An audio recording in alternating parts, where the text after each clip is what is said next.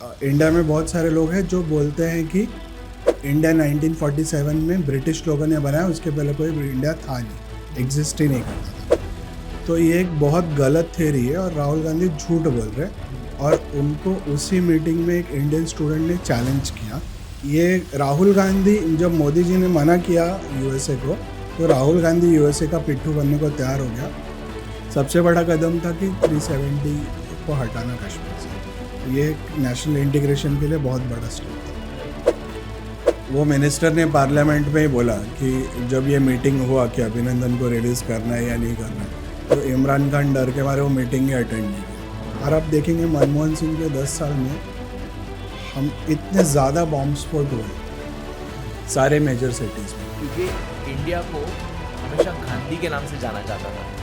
तो ये paradigm shift कैसे हुआ और इससे हमें क्या फ़ायदा है? क्या हमें आम नागरिकों को इस पैराडाइम शिफ्ट से फ़ायदा है?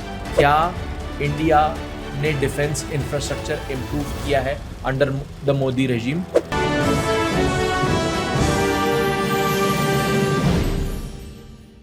नमस्ते और भारत राइजिंग के ब्रांड न्यू पॉडकास्ट में आप सभी का स्वागत है। आज हम बात करने वाले हैं 2024 लोकसभा इलेक्शंस के ऊपर। 2024 लोकसभा इलेक्शंस हमारे लिए बहुत इंपॉर्टेंट है क्योंकि इस इलेक्शंस में अगले 5 साल का कोर्स हमें पता चलेगा और उससे पता चलेगा कि कौन सी सरकार चुन के आ रही है या कौन सी सरकार हम चुन रहे हैं।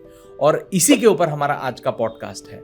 आज हम आपको बताएंगे कि क्यों हमें 2024 इलेक्शंस में बीजेपी या मोदी जी को स्पेसिफिकली वोट देना चाहिए, इसके पीछे क्या रीजंस है। तो आज का पॉडकास्ट शुरू करते हैं और हमारे साथ है सत्यम। नमस्ते, जय श्री राम, जय भोलेनाथ, कैसे हैं आप? नमस्ते रविश, जय श्री राम। जय श्री राम। तो सबसे पहला सवाल मेरा ये है कि हमें मोदी जी को वोट देना चाहिए? अगर देना चाहिए तो क्यों देना चाहिए? देखिए रविश, मोदी जी को वोट देना चाहिए, उसके मेरिट्स डीमेरिट्स क्या है, ये एक चर्चा का विषय है कि मोदी जी ने क्या काम किया है और उनसे हमको क्या एक्सपेक्टेशन है। इसके सिवाय एज अ नागरिक, एज अ सिटीज़न, पहले हमको जानना है कि हम भारत को किस दृष्टि से देखते हैं। यदि आप सोचते हैं कि भारत एक एंशिएंट सिविलाइजेशन है और हम इस प्राचीन परंपरा के वाहक हैं, हम उस भारत के नागरिक हैं, अगर आप इंडिया को एक सिविलाइजेशनल स्टेट मानते हो तो आपको मोदी जी को वोट देना चाहिए। उसके उलट इंडिया में बहुत सारे लोग हैं जो बोलते हैं कि इंडिया 1947 में ब्रिटिश लोगों ने बनाया, उसके पहले कोई इंडिया था नहीं, एग्जिस्ट ही नहीं करता था। तो इसीलिए जो दर्शक हैं जो ये मानते हैं कि भारत एक सिविलाइजेशनल नेशन है, उनको मोदी जी को वोट करना चाहिए। और जो दर्शक ये मानते हैं कि भारत 1947 में बना, वो ब्रिटिश ने बनाया, उसके पहले इंडिया नहीं था, छोटे छोटे राज्य थे, तो फिर ऐसे लोग को राहुल गांधी को ही वोट करना चाहिए। इसमें स्पेसिफिकली मैं ये क्यों बोल रहा हूँ, क्योंकि राहुल गांधी जी ने 2023 में 5 मई के दिन लंदन में एक स्टेटमेंट दिया था। Why Europe and US the defender of democracies were oblivious of how a huge chunk of democracy in India had come undone. तो अभी ये वो बोल रहे हैं कि भारत में डेमोक्रेसी खतरे में है और वेस्ट यूएस और यूरोप यहाँ पे इंटरवेंशन क्यों नहीं कर रहे। इसके अलावा इसी के एक दिन पहले कैम्ब्रिज में उन्होंने बोला कि India is a union of state. India कोई नेशन नहीं है, यहाँ पे अलग अलग स्टेट है, उनका यूनियन मिला के बना है। जैसे यूरोप बना है तो यूरोप में जर्मनी, फ्रांस सब अलग थे, बाद में वो लोग यूरोपियन यूनियन बने। तो ये एक बहुत गलत थ्योरी है और राहुल गांधी झूठ बोल रहे हैं। और उनको उसी मीटिंग में एक इंडियन स्टूडेंट ने चैलेंज किया, पर राहुल गांधी बोले मैं इस बात को नहीं मानता हूँ। तो राहुल गांधी झूठ बोल रहे, ये प्रूव मैं करूँगा अंबेडकर जी को कोट करके, जो उन्होंने कॉन्स्टिट्यूएंट असेंबली में कहा था। तो अंबेडकर जी ने कहा था, the federation is a union because it is indestructible, though the country and people may be divided into different states for convenience of administration. The country is one integrated whole, its people a single people, living under a single imperium derived from a single source. Ambedkar ji खुद बोलते हैं कि संविधान में जो union of state है वहाँ पे जो यूनियन है वो इनडिस्ट्रक्टिबल है, ये एज अ होल रहेगा, और जो स्टेट बनाए गए हैं ये केवल एडमिनिस्ट्रेशन पर्पस के लिए बनाए गए। तो राहुल गांधी 2023 में किसका प्रोपोगेंडा बढ़ा रहे हैं? ये अमेरिका का प्रोपोगेंडा बढ़ा रही है। क्यों? बिडेन की सरकार है 2020 में, उन्होंने मोदी जी को पुश अराउंड किया कि मोदी जी अमेरिका के पिट्ठू बने, जो उन्होंने मना कर दिया।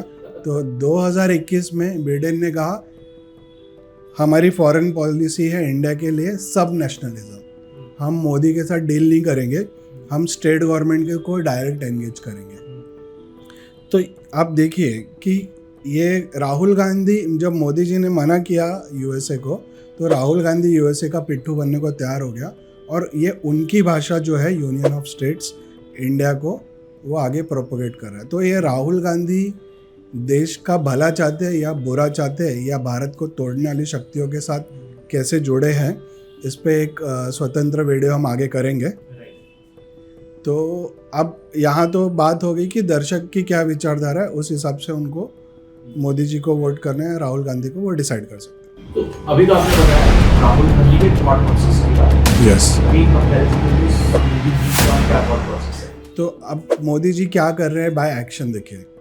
जब काशी में काशी विश्वेश्वर का पुनरुद्धार हुआ, नया कैंपस बना, उसके बाद उन्होंने काशी तमिल संगमम की स्थापना की, कि जो तमिल का आर्ट कल्चर काशी से बहुत जुड़ा हुआ है, और वहाँ कई मंदिर हैं जिनके पुजारी आज भी तमिल भाषा के लोग हैं। और स्वयं जो भारती जी थे, बड़े ऑथर हैं तमिल भाषा के, तमिलनाडु के, वो काशी में रहते थे, उनका परिवार अब भी काशी में रहता है। तो जो देश को जोड़ने वाली शक्ति है उनको बढ़ा रहे हैं। जैसे हमारा उत्तर पूर्व है, नॉर्थ ईस्ट, वहाँ मोदी जी एक तरफ सारे प्राइम मिनिस्टर के विजिट, और एक तरफ से नरेंद्र मोदी के विजिट में नरेंद्र मोदी ने ज़्यादा विजिट किया।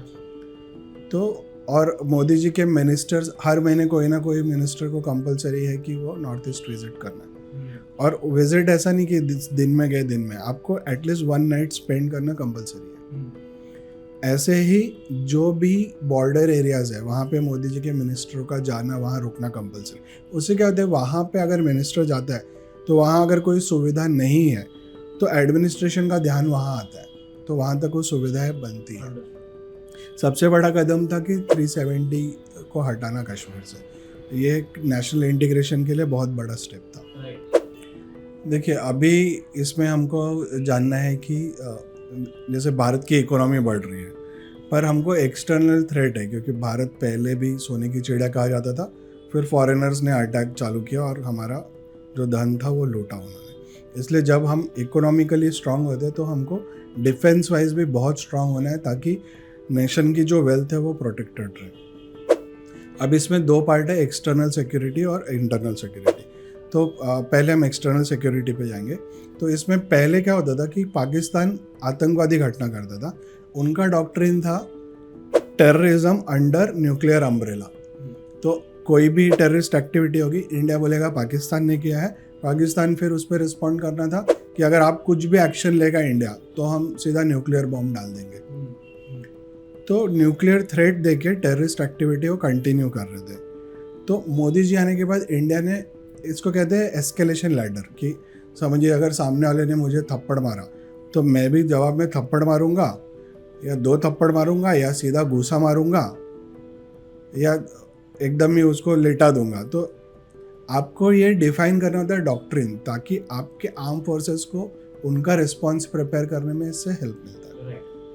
तो इंडिया ने अपना डॉक्ट्रिन डिफाइन किया कि टेररिज्म के अगेंस्ट इंडिया रिस्पॉन्ड करेगा और एनिमी टेरिटरी के अंदर करेगा, जैसे बालाकोट अटैक्स में, राइट, जैसे उरी में हुआ, राइट। तो ये 2 केसेस में, उरी अटैक के रिस्पॉन्स में इंडिया ने POK का LOC क्रॉस किया, प्लस बालाकोट अटैक में हमने इंटरनेशनल बाउंड्री क्रॉस करके इनसाइड पाकिस्तान इम्पैक्ट किया। तो अब हमने एक एस्केलेशन लेटर ढूंढ लिया, और वहाँ उनका जो न्यूक्लियर ब्लफ था वो भी कॉल ऑफ हो गया। ठीक है, इसमें ही देखिए अभी बालाकोट अटैक के बाद जब पाकिस्तान ने हम पे अटैक किया, उसके अगेंस्ट में इंडियन एयरफोर्स एक्टिवेट हुई और अभिनंदन फॉलो अप करते हुए उन्होंने एक F-16 प्लेन पाकिस्तान का उड़ा दिया और इनका प्लेन डैमेज होने की वजह वो पाकिस्तान में गिर गया। तो जब अभिनंदन को उन्होंने कैप्चर कर लिया था तो भी मोदी ने एक्सप्लिसिट थ्रेट दिया कि अगर अभिनंदन को रिलीज़ नहीं किया गया तो इंडिया एक्सट्रीम स्टेप लेगा, और इंडिया ने विजिबली मिसाइल को डिप्लॉय कर दिया ताकि पाकिस्तान को दिखे कि मिसाइल डिप्लॉय हो गए। तो इसलिए उन्होंने अभिनंदन को तुरंत रिलीज़ किया। ये उनका कोई हृदय परिवर्तन नहीं हो गया।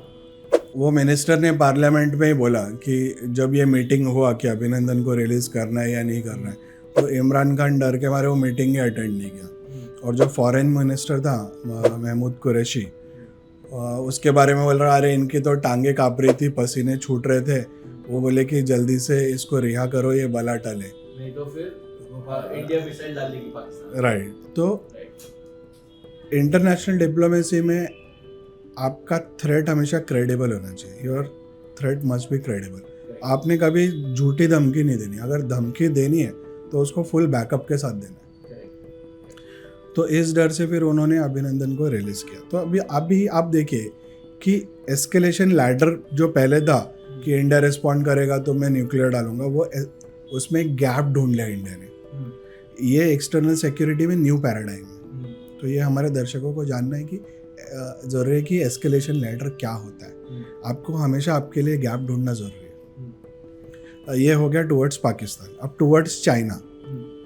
टुवर्ड्स चाइना देखिए, इंडिया में 2017 में डोकलाम जो चाइनीज़ भाषा में है और डोलम जो भूटानीज़ भाषा में, यहाँ पे ये ट्राईलैटरल बाउंड्री है, मतलब चाइना, भूटान और इंडिया की कॉमन बाउंड्री यहाँ पे मिलती है। तो यहाँ पे भूटान की तरफ की बाउंड्री पे चाइना ने अटैक किया या उनके सोल्जर्स इकट्ठा हुए थे, तो इंडिया ने डिफेंड किया वहाँ पे। फिर इसके बाद वापस 2018 में गलवान में डिफेंड किया इंडिया ने। तो अभी देखेंगे कि यहाँ पे इंडिया ने नया पॉलिसी इंट्रोड्यूस किया, इसको बोलते हैं मिरर डिप्लॉयमेंट।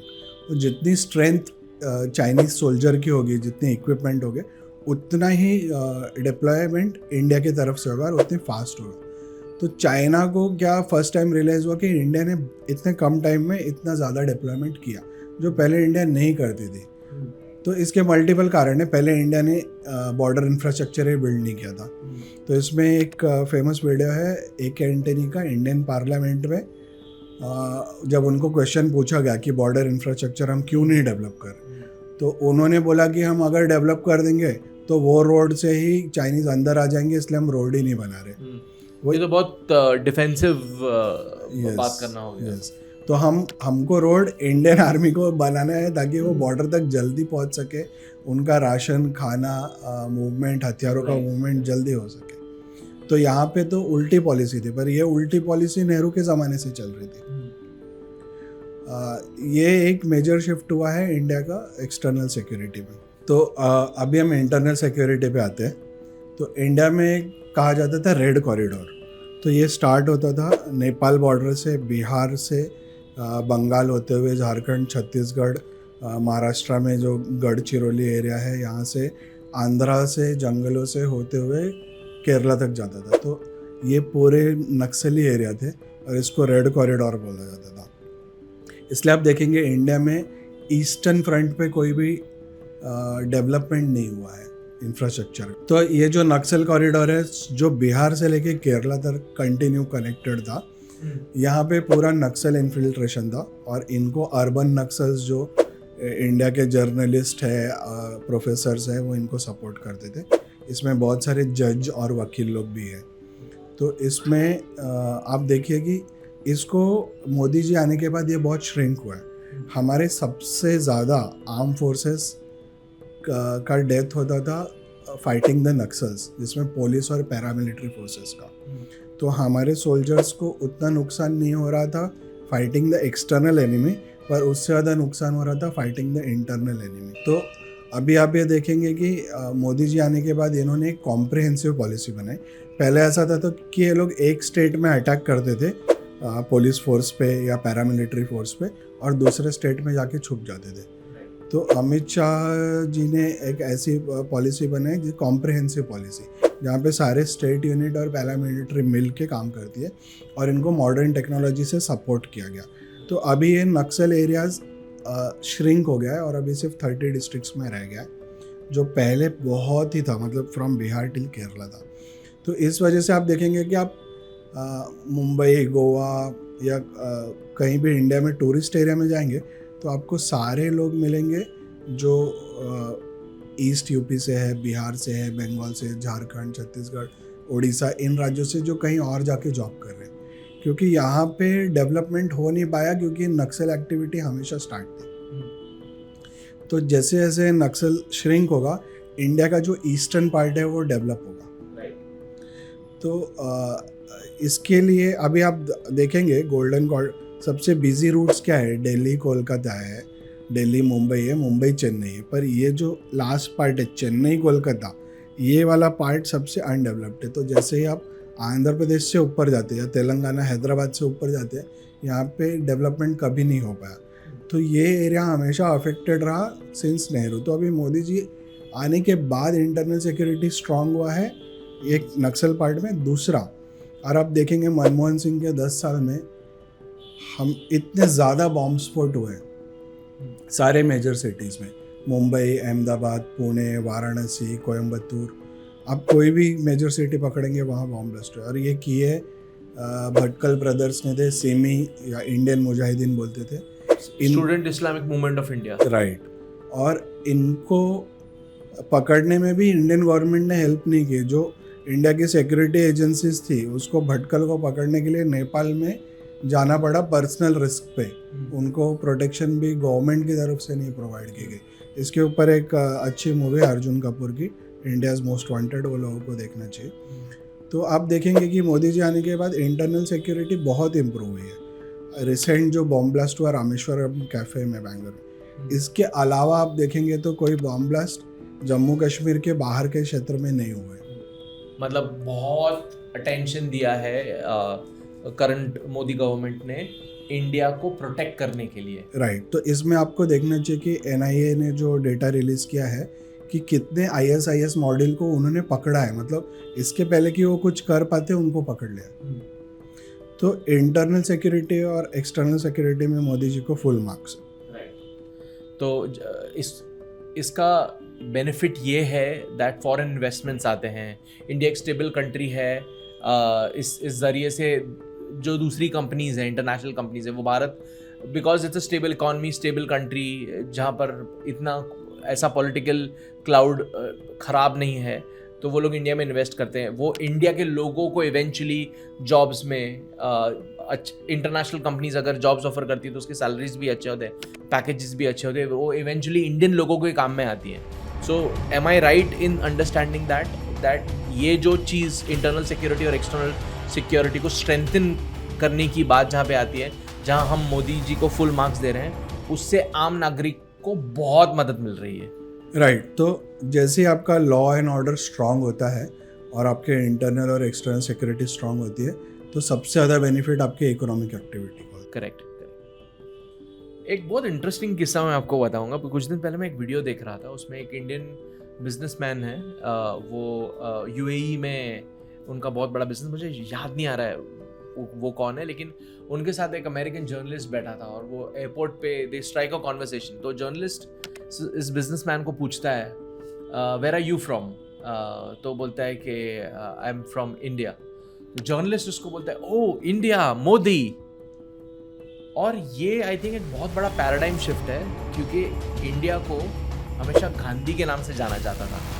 तो ये पैराडाइम शिफ्ट कैसे हुआ और इससे हमें क्या फ़ायदा है? क्या हमें आम नागरिकों को इस पैराडाइम शिफ्ट से फ़ायदा है? मैं बात कर रहा हूँ फॉरेन पॉलिसी की यहाँ पे। आप सही बोल रहे हैं। जैसे अभी हमने सिक्योरिटी डिस्कस की, वहाँ से हम फॉरेन पॉलिसी और डिप्लोमेसी पे आते हैं। तो अगर आप देखेंगे कि मोदी जी का जो फर्स्ट टर्म था, यहाँ पे इन्होंने बहुत ज़्यादा फॉरेन एंगेजमेंट की। उस टाइम पे उनको बहुत क्रिटिसाइज़ किया जा रहा था कि ये फॉरेन में ज़्यादा दिन रहते हैं, इंडिया में कम दिन रहते हैं। ऐसा केस नहीं था, वो बहुत शॉर्ट विजिट में बहुत मल्टीपल कंट्री विजिट करते थे। तो वहाँ पे देखिए इंडिया ने बहुत अच्छा काम किया। डिप्लोमेसी में अभी तक वर्ल्ड में 2 पोल थे। तो जब 1990 के बाद सोवियत यूनियन टूट गया तो यूनिपोलर मूवमेंट था, मतलब USA ही एक स्ट्रॉन्ग पावर था और उसको अपोज करने वाला कोई नहीं था। फिर ओवर अ पीरियड चाइना एक इकोनॉमिक पावर बन गया और डिफेंस में भी बड़ा पावर बन गया। तो अब बाईपोलर वर्ल्ड है। पर मोदी जी आने के बाद जब वो आए थे तो उनसे पूछा गया था कि आपकी फॉरेन पॉलिसी क्या होगी, तो उन्होंने कहा था कि ना आँख उठा के बात करेंगे ना आँख झुका के बात करेंगे, आँख से आँख मिला के बात करेंगे। तो ये उन्होंने 2014 में आते ही शुरू कर दिया। तो इंडिया ने अपना नया फॉरेन पॉलिसी बनाया, उसको बोलते थे इंडिया वे। ये जयशंकर जी की बुक है जो लोगों को पढ़नी चाहिए। इंडिया वे। तो जयशंकर हमारे एक्सटर्नल अफेयर्स राइट, तो जयशंकर जी के बारे में एक ब्रीफ डिटेल देना चाहूँगा कि एस जयशंकर के पिताजी थे के सुब्रमण्यम। तो इन्होंने इंडिया का न्यूक्लियर डॉक्ट्रिन लिखा है। तो इन्होंने गवर्नमेंट को कहा कि India must be a nuclear power, कि जैसे आप न्यूक्लियर पावर बन जाएंगे तो आपके साथ वॉर कम हो जाएंगे। तो आप भाई आप देखेंगे जब से इंडिया न्यूक्लियर पावर बन गया, फिर पाकिस्तान ने भी बाद में न्यूक्लियर पावर बना, तो ओपन वॉर कम हो गई। तो ये डॉक्ट्रिन उन्होंने दिया था जो आगे जाके सच साबित हुआ। तो जयशंकर जी स्ट्रेटेजिक कल्चर में पले बड़े हैं। तो अब द इंडिया वे क्या है, ये फॉरेन पॉलिसी हम समझते हैं। तो इंडिया वे ये है कि इंडिया ने बोला कि नहीं, हम बायपोलर वर्ल्ड को नहीं मानते कि या तो आपको यूएसए के साथ जाना पड़ेगा या तो चाइना के साथ। हम मल्टीपोलर वर्ल्ड मानते हैं कि इंडिया भी एक स्ट्रेटेजिक पावर है और इसका भी अपना एक इन्फ्लुएंस है। तो इससे बहुत सारे और मिडिल साइज नेशन को स्ट्रेंथ मिला। जैसे इसके वजह फ्रांस, सऊदी अरेबिया, यूएई को स्ट्रेंथ मिला और उन्होंने इंडिया को सपोर्ट करना शुरू किया। क्या ये सही होगा कहना कि ये हमारे स्ट्रॉन्ग एलाइज पहले शायद नहीं थे लेकिन अब बन गए हैं? राइट। तो देखिए, हमेशा नेशनल इंटरेस्ट पहले रहता है। तो पहले क्या होता था कि यूएसए कहता था कि सऊदी अरेबिया को कि या तो आप हमारे साथ हो या तो आप चीन के साथ हो, तो यू डिसाइड फर्स्ट। तो इंडिया ने सबको बोलना सिखाया कि नहीं, नेशनल इंटरेस्ट फर्स्ट। तो अब सऊदी, अभी जब कोविड हुआ उसके बाद ऑयल प्राइसेस बढ़ गए और इसके अलावा कोविड के समय गिर गए थे, उसके बाद जब यूक्रेन वॉर हुआ तब बढ़ गए थे। और क्योंकि रशिया का ऑयल बैन कर दिया था, तो सऊदी को यूएसए रिक्वेस्ट कर रहा है बिडेन कि भाई मेरे से बात कर, ऑयल आउटपुट बढ़ा, प्राइस कम कर क्योंकि इन्फ्लेशन बढ़ गया है। पर सऊदी ने उनसे मिलने से ही इनकार कर दिया। फ्रांस इंडिया का बड़ा डिफेंस पार्टनर बन गया। तो ऐसे जो मिड इंडिया के मतलब जो नेक्स्ट लेवल पावर्स है below USA and China, economic and defence power, उनको इंडिया ने एक दिशा दिखाई कि हम अपना नेशनल इंटरेस्ट आगे रख के दोनों पावर के साथ नेगोशिएट कर सकते हैं। तो इसको बोलते हैं मल्टीपोलर वर्ल्ड। तो ये जो वर्ल्ड का विजन है ये इंडिया ने डिफाइन किया है। Oh nice. तो 2014 के पहले पूरा वर्ल्ड सोच रहा था it is a bipolar world, और 2014 के बाद ये मोदी इफेक्ट है, it is a multipolar world. Right. इस पूरी घटना से या इस पूरे एस्टैब्लिशमेंट से, एस्टैब्लिशमेंट इसलिए बोल रहा हूँ क्योंकि ये एक स्ट्रक्चर अभी बन रहा है जहाँ पे आप सिर्फ एक कंट्री को फॉलो नहीं करते, आपके लिए नेशनल इंटरेस्ट पहले आता है। इससे आम नागरिकों को क्या फ़ायदा है, आपके और मेरी तरह जो आम नागरिक हैं उनको क्या फ़ायदा है?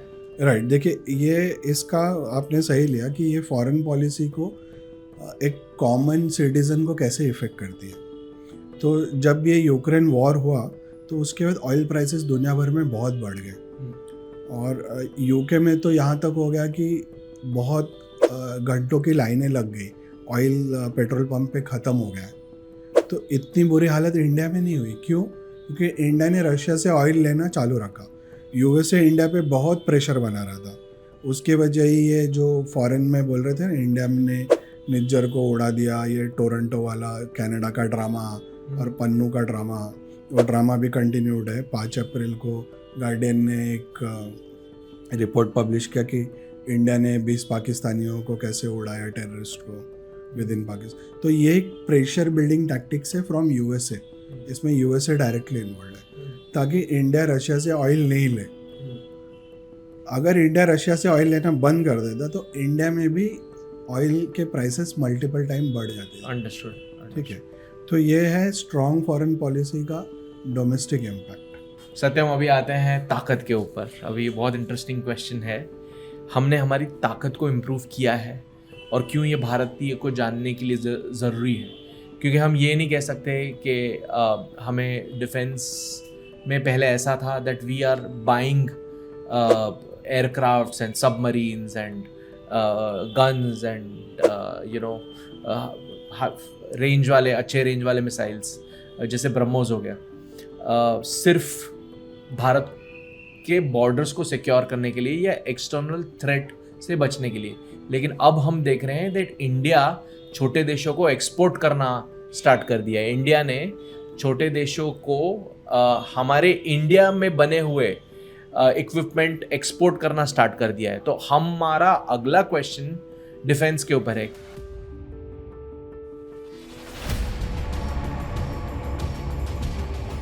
देखिए, डिफेंस प्रिपेयर्डनेस क्यों इम्पोर्टेंट है?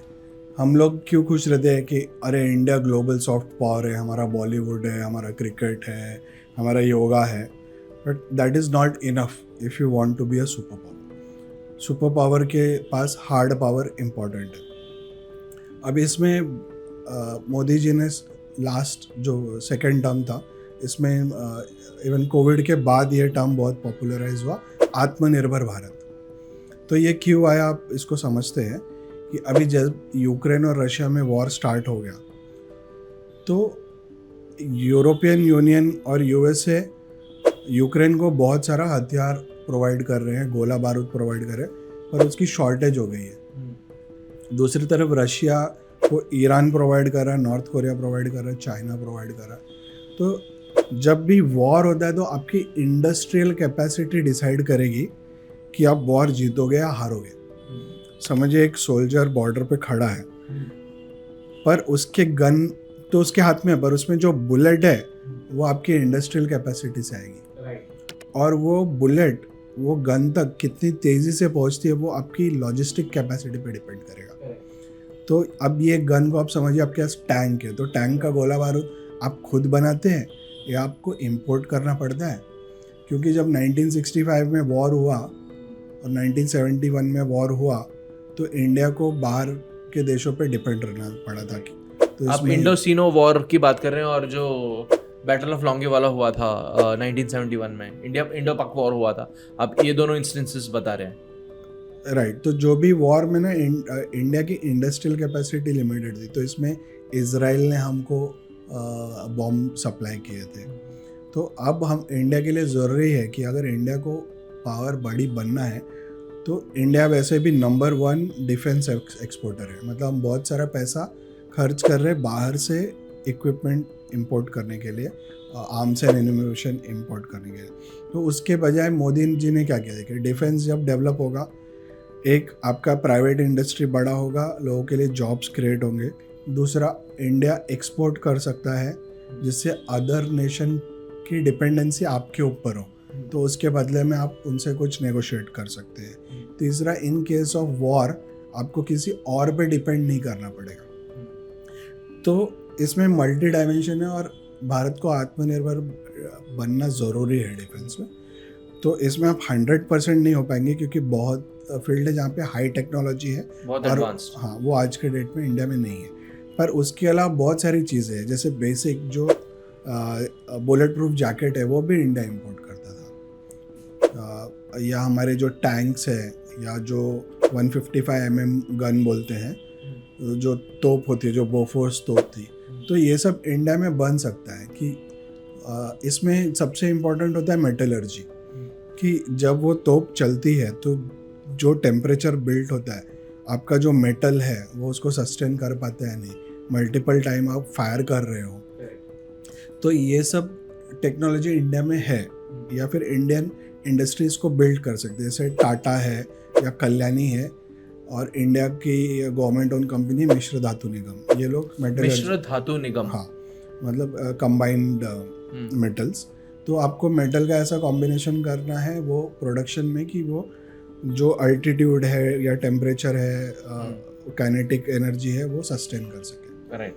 तो अब इसके वजह क्या हुआ है, इंडिया का डिफेंस प्रोडक्शन बहुत बढ़ गया है। इसके अलावा न्यू एज ड्रोन कंपनीज आ गई है, स्टार्टअप आ गए हैं बहुत, इंडिया का जो इसरो है वो इंडिया ने ओपन किया है कि प्राइवेट कंपनीज के साथ पार्टिसिपेट कर सके। तो इसमें एक नया स्टार्टअप है अग्निकुल जो रॉकेट डेवलप कर रहा है। वाओ। तो ओवरऑल डेवलपमेंट से क्या हो रहा है कि इंडिया अब लगभग 1 लाख करोड़ का प्रोडक्शन विद इन इंडिया हो रहा है। और इसमें से इंडिया का लास्ट ईयर का डिफेंस एक्सपोर्ट अबाउट 20,000 करोड़ रहा है। राइट। तो पूरे दुनिया में 200 देश है, इसमें से आपको बहुत सारे देश मिल जाएंगे जो इंडिया से मिलिट्री इक्विपमेंट लेंगे। राइट। इससे क्या हो रहा है कि जैसे हम अपनी कैपेसिटी बिल्ड कर रहे हैं। अभी टाटा का टाई अप हुआ है C-295 military air passenger aircraft बनाने के लिए विथ एयरबस, और इसके साथ उनका टाई अप हुआ है बोइंग के साथ हेलीकॉप्टर बनाने के लिए, अटैक हेलीकॉप्टर्स। तो इसके वजह क्या हो रहा है कि इंडिया में प्रोडक्शन हो रहा है और इंडिया को टेक्नोलॉजी का नो हाउ आ रहा है। राइट। तो ऐसे धीरे धीरे इंडिया आगे बढ़ेगा। राइट। इसमें आप अगर ऐड करना चाहेंगे तो मिग्स जो रशियन एयरक्राफ्ट्स थे जो 1970 से इंडिया इंपोर्ट करते आ रही है, और आई थिंक अब तो इंडिया ने बंद कर दिया है, बट कैसे हम तेजस और राफेल जैसे हाई लेवल जेट्स के ऊपर फोकस किया है, तो ये ट्रांजिशन के बारे में भी थोड़ा बताएंगे please? तो राफेल और तेजस के बारे में जानेंगे। तो देखिए, जब कांग्रेस की मनमोहन सिंह की गवर्नमेंट थी तो 10 साल इन्होंने कोई भी नए एयरक्राफ्ट परचेस नहीं किए। क्यों? क्योंकि ये लोग इतना धांधली करते थे, तो इनको लगता था कि अगर कुछ ट्रांजैक्शन होगा तो वापस कुछ घोटाला होगा, इसलिए हम इक्विपमेंट खरीदते ही नहीं। तो इन्होंने एक अच्छे जेंटलमैन AK एंटनी को बैठा दिया डिफेंस मिनिस्ट्री में। तो उन्होंने बोला कि ना तो हम खरीदेंगे, ना होगा घोटाला। तो इसकी वजह नुकसान किसका हो रहा है? आर्म फोर्सेस का। इसलिए मोदी जी ने आते ही पहले राफेल की डील क्लोज की और 36 जेट्स इंडिया में आए। तो राफेल का एडवांटेज है कि ये मल्टी रोल एयरक्राफ्ट है, जिससे अलग अलग तरीके की एक्टिविटी में पार्टिसिपेशन होता है। दूसरा था तेजस। तेजस डिफाइन हुआ था जब इंडिया ने मिग लेना शुरू किए थे रशिया से। तो प्राइमरी जो वॉल्यूम बेस है वो MiG-21 का ही है इंडिया में। तो उसको रिप्लेस करने के लिए तेजस का कॉन्सेप्ट, मतलब उसका प्रोडक्शन 1980s में होना था। तो आज समझिए आप 40 साल बाद प्रोडक्शन हो रहा है, क्योंकि DRDO से वैसा काम कराया ही नहीं गया डेवलपमेंट का, HAL से वो काम लिया ही नहीं गया। तो आज जाके हमने तेजस का एक साइजेबल ऑर्डर दिया है HAL को, ताकि वो लोग उसको फुल स्केल मास प्रोडक्शन में ले सके। राइट।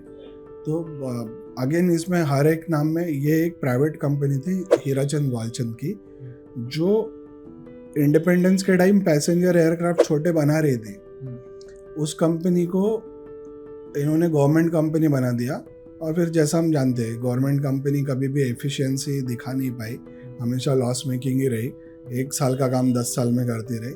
तो अब हमेशा नोटिस करेंगे कि जो नेहरू जी ने हमेशा इंडिया का जो एंटरप्राइजिंग पावर था उसको मारा है।